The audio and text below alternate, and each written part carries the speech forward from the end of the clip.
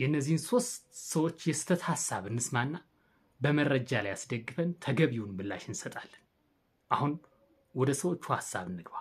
ዘር ግንድ የሌለው ከዛም ተጠራቅሞ አማራ ነኝ ብሎ የወጣ ስለሆነ አማራ የሚባል ዘር የለም፣ አማራ የሚባል የለም። ቢኖር ኑሮማ ያስብ ነበር። ለዚህ ነው የአማራ ሕዝብ ኢትዮጵያ የሚለው የራሱ የሚባል ነገር የለውም። ዘር ከዚህ መጣ ስለማይባል የዘር ግንዱ ከትግራይ ከዛም የተወጣጣ እንጂ ራሱ የቻለ ከጥንት ሐረግ ጊዜ የመጣ ስለሌለው ሁሉ ጊዜ ልሸፈን የሚፈልገው ኢትዮጵያ በምትባለው ነው።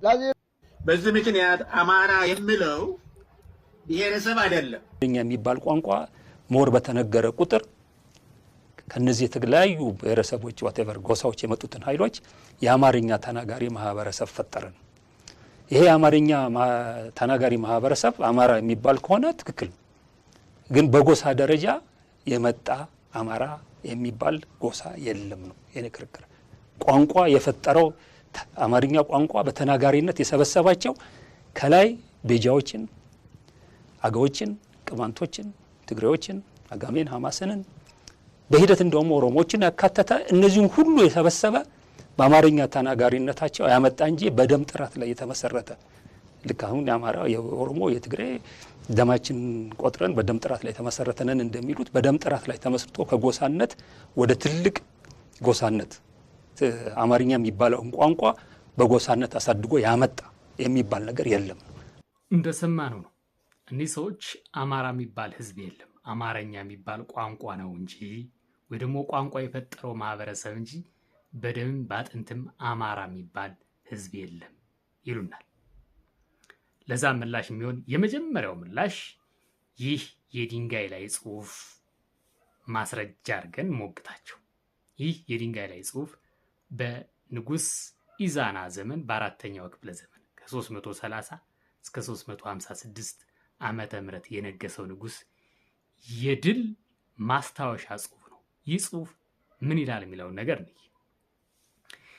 ኢዛና ድል አድራጊው የአምላክ ወዳጅ የሆነው የሐሌል ልጅ የአክሱም ንጉስ የአምሃራ፣ የራይዳን፣ የሳባ፣ የሳላሄን፣ የጢያሞ፣ የበጋና የካስ ንጉስ እስከዚህ ድረስ ያልተሸነፈው የእምነት አጥር ልጅ እንደ ጠላት ተዋጋ። የነሱ መሪ ተባረረ። እኛን የተቃወሙ ሁሉ ተገደሉ፣ ከዛም ሸሹ ይላል። የማን ንጉስ? የአክሱምና የአምሃራ ንጉስ ኢዛና ይላል። በጣም ከብዙ ስለ አምሃራ ስለሚያነሱ ጽሑፎች ውስጥ በየክፍላተ ዘመኑ ያሉት ጽሑፎችን አለፍ እያልኩኝ ያቀርብላችኋለሁ። ሁለተኛው ማስረጃችን በ13ኛው ክፍለ ዘመን የተጻፈ ይህ ደብዳቤ ነው። ደብዳቤውም መጽሐፍ ላይ ታትሟል። ስለዚህ ደብዳቤ መጽሐፍ ምንነት ማወቅ ከፈለጋችሁ የመጽሐፉ ርዕስ አልረውድ አልአዛዚር ወይ ደግሞ አልረውድ አልማዚክ የሚል መጽሐፍ የግብፁ ጸሐፊ ኢብን አብድ አዛዚር የሚባል ሰው የጻፈው መጽሐፍ ነው። ይህ መጽሐፍ በዋነኝነት የተጻፈበት ወይ ደግሞ ይህ ገጽ የሚያወራው ማን ነው? የኢትዮጵያው ንጉስ በሰዓቱ የነበረው ይኩኖ አምላክ ለግብፁ ሱልጣን ባይባር ስለሚባለው ጳጳስ ይልክለት ዘንድ የጻፈው ደብዳቤ ምላሽ ለመስጠት የተጻፈ ደብዳቤ ነው። ደብዳቤውም እንዲህ ይላል ሲተረጎም ወደ አማርኛ።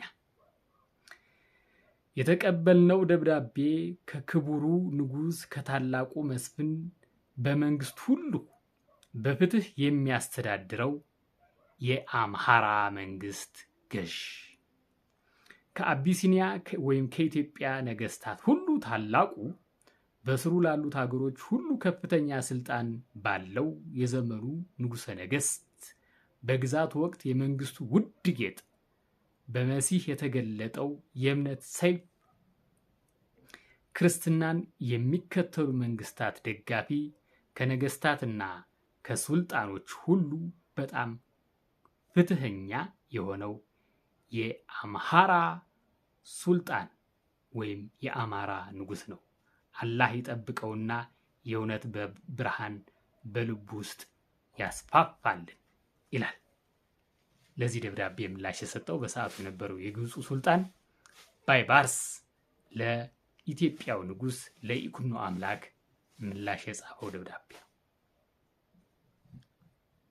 ሶስተኛ አለፍ ብለን ደግሞ በ16ኛው ክፍለ ዘመን የተጻፈን ደብዳቤ እንዲህ። ይህ ደብዳቤ አንድ የኢትዮጵያ የሃይማኖት አባት አባ ጎርጎሪዮስ የሚባሉ ከ1595 እስከ 1658 የኖሩ ለወዳጃቸው ጀርመናዊው ለኢዮብ ሉዶልፍ የጻፈው ደብዳቤ እንዲህ ይላል። ሉዶልፍ ወዳጄ ሆይ ስለኔ አትሰብ። እኔ የተወለድኩበት የተከበረ የዘር ሐረግ የኢትዮጵያ ሕዝብ አለቆች፣ ገዢዎች፣ መኳንንቶችና ዳኞች፣ የኢትዮጵያ ንጉሥ አማካሪዎች የሚሾሙና የሚሽሩ የሚያዙና የሚናዝዙ ውስጥ ከሆኑት ከነገደ አማራ ነኝ ይላል በኩራት። በጣም ከብዙ ስለ አማራ ከተጻፈው ትንሾቹ አለፍ አለፍ ብለን ከ4ኛው ክፍለ ዘመን ጀምሮ እስከ 16ኛው ክፍለ ዘመን እንዲሚሉ ማስረጃዎች አሉ። ከዛ በኋላም በተለያዩ መጽሐፍቶች በተለይ በቤተ ክርስቲያን መጽሐፍቶች ተአምራት፣ ገድላት፣ መልካዎች ብዙ ስለ አማራ የሚነግሩ ነገሮች እናገኛለን። ለዛሬው ግን እነዚህ ሶስቱን ላቅርብላችሁ። አማራውያን በማንነታችሁ ኮራ ፈታ በሉ። ላልደረሱት ደግሞ ሼር፣ ኮፒ ሊንክ እያደረጋችሁ አድርሱ። የአማራን ታሪክ ማወቅ የምትፈልጉ ሰዎችም ይሄን ሪፈር እያደረጋችሁ ስለ አማራ ማወቅ ትችላላችሁ። እነዚህ ስለ አማራ የተሳሳተ አረዳድ የያዙትን ሰዎች ደግሞ በዚህ መልኩ ምላሽ እንሰጣለን። በሚቀጥለው ፕሮግራማችን ስንመለስ ይሄን ሰውዬ የሚለውን ይዘን ምላሽ ይዘን የምንመጣ ይሆናል። እስከዛው ሰላም ቆዩ። የዚህ ነገር ስም ከአቢሲኒያ ወደ ኢትዮጵያ የቀየረችው አንድ ፈረንጅ ሴት ነች። እሱ ከዚህ ሀገር ሄዶ እንግሊዝ ሀገር ጣሊያን ወረራ ጊዜ እንግሊዞች ሰክሬታሪቱን እንግሊዝኛ የምትጽፍልህ ብሎ